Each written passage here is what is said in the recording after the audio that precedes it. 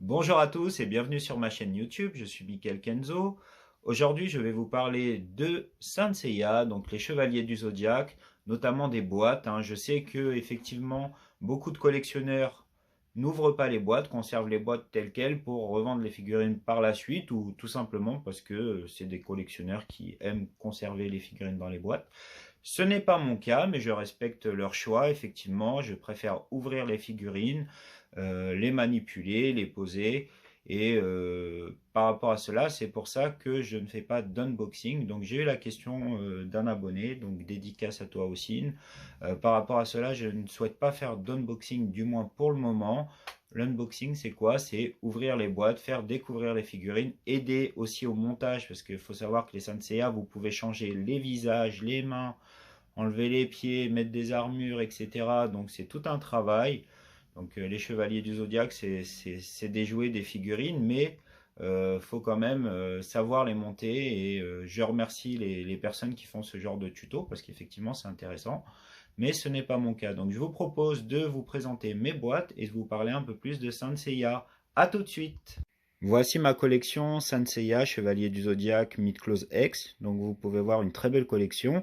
Pour ceux qui ne connaissent pas forcément l'univers des Chevaliers du Zodiaque, donc vous avez en dessous donc, ce qu'on appelle les Chevaliers de Bronze, donc les héros principaux de la série qui combattent les méchants pour sauver la Terre et qui doivent protéger la déesse Athéna.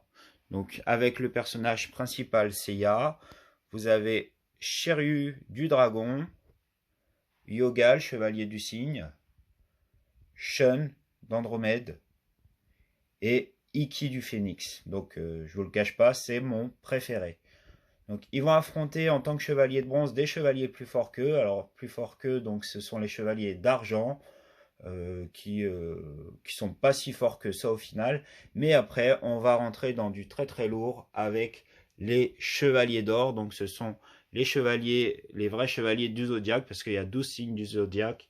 Donc par rapport à cela, vous avez le chevalier du bélier, celui du taureau, très imposant le taureau, le gémeau qui s'avère être également le grand peuple, le chef des chevaliers d'or et le boss de fin. Ensuite, vous avez le cancer, le lion, Shaka, donc le chevalier de la Vierge, Doko, le chevalier de la Balance, le scorpion, le Sagittaire, donc c'est le chevalier qui a sauvé la déesse Athéna quand elle était bébé, qui l'a sauvé effectivement du grand Poc. Donc, ensuite, vous avez le chevalier du Sagittaire, du Verseau, aussi un de mes préférés, et le Poisson. Donc voilà. Qu'est-ce qui se passe ensuite? Une fois qu'ils ont battu les chevaliers d'or, ils se retrouvent dans un autre combat. Ils se retrouvent à combattre les chevaliers d'Asgard. Donc les chevaliers d'Asgard, ce sont effectivement des chevaliers qui sont dans une zone très très froide où il y a de la neige. Donc, mais ce sont de très beaux chevaliers. Ensuite, vous aurez donc les chevaliers de Poséidon qui vont combattre également donc sous l'eau. Et après, donc vous avez la saga Hadès qui est pour moi une très très belle saga. Donc au début, on voit des spectres, ce sont en gros des revenants venus de la part d'Hadès pour combattre et tuer Athéna. Et on découvre Chion. Donc Chion, c'était l'ancien grand Pope, donc celui qui était avant Saga des Gémeaux, qui a été tué par ce dernier, donc qui maintenant est sous les ordres d'Hadès.